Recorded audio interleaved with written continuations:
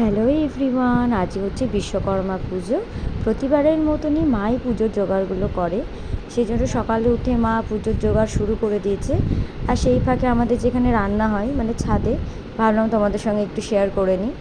কারণ হচ্ছে বিশ্বকর্মা পুজোর দিনই আমাদের যেগুলো দোকানের কর্মচারী থাকে, খাওয়া দাওয়ার ব্যবস্থাটা আজকের দিনেই থাকে।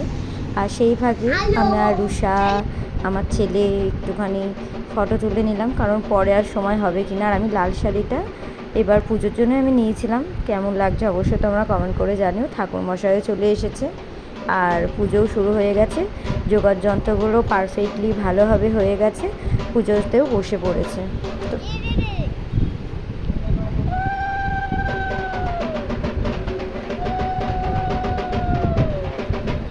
বাড়ির বাইরেটা একটু দেখাই।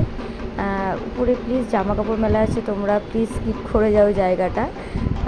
যেহেতু দুদিন ধরে বৃষ্টি হয়েছে, ছাদে জামা কাপড় শুকানো হয়নি। আর বাচ্চারা দেখো এখানে কি সুন্দর খেলা করছে, কারণ বাচ্চাদেরই আনন্দ। ছোটোবেলায় আমরা অনেক আনন্দ করতাম। যাই হোক,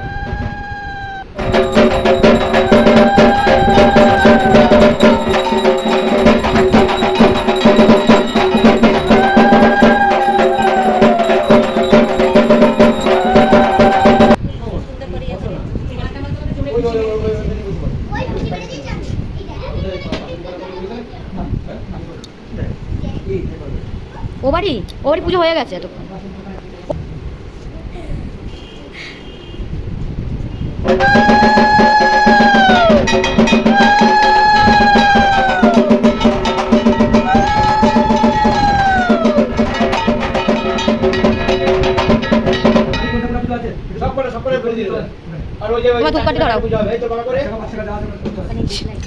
তারপর বিশ্বকর্মা পুজো, গাড়ি পুজো তো জানোই সবাই, তাই একে একে সব গাড়িগুলো এখানে ঠাকুরমশাই পুজো করে নিচ্ছে প্রতিবারেরই মতো।